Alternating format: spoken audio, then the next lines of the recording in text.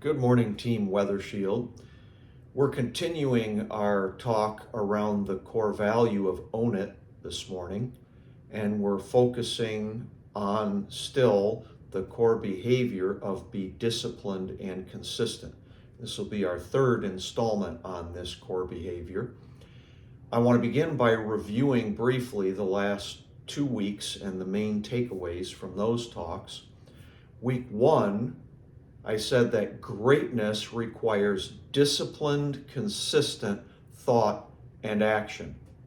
And the principle I gave you is that you don't rise to the level of your goals, you fall to the level of your consistent thoughts and of your habits. Week 2, I focused in on an area where many people fail massively to be disciplined and consistent, and that is anger that manifests in angry outbursts. These are often triggered by perceived insults or slights, by what we take to be disrespect, even in many cases just by simple irritations with other people. The person who lashes out inevitably sees it as deserved by the offending party, as kind of righteous retribution. And I left you last week with the thought that that is not what that is.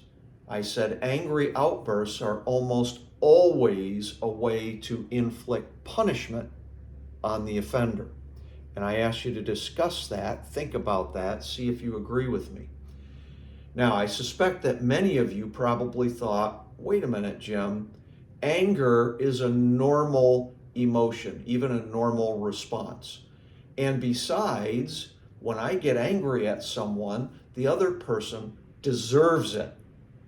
So I want to unpack both of those ideas. First, the feeling of feeling angry, and angry outbursts are not the same thing.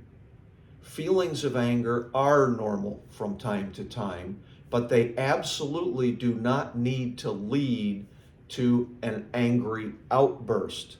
These are two different things.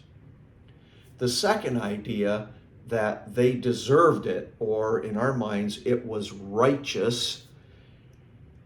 Angry outbursts are, in a sense, the ultimate exhibit of a lack of self-discipline. When someone loses their temper, they have literally lost their mind. They have lost control of their thoughts, their words, and their actions. They are quite literally experiencing temporary insanity. And this is the reason I think that anger is so deceptive. When we lose our mental control, it causes us to believe that we are justified. And we convince ourselves that we are the victim of wrong and that we must lash out to make it right. We even say, the expression we use is even, well, he made me angry. Now think about how neatly that thought works in my favor. If he made me angry, then it's his fault, and I'm in the right. And my response of lashing out in anger is deserved by that person. All of that is our mind rationalizing and justifying our behavior. Here's the truth.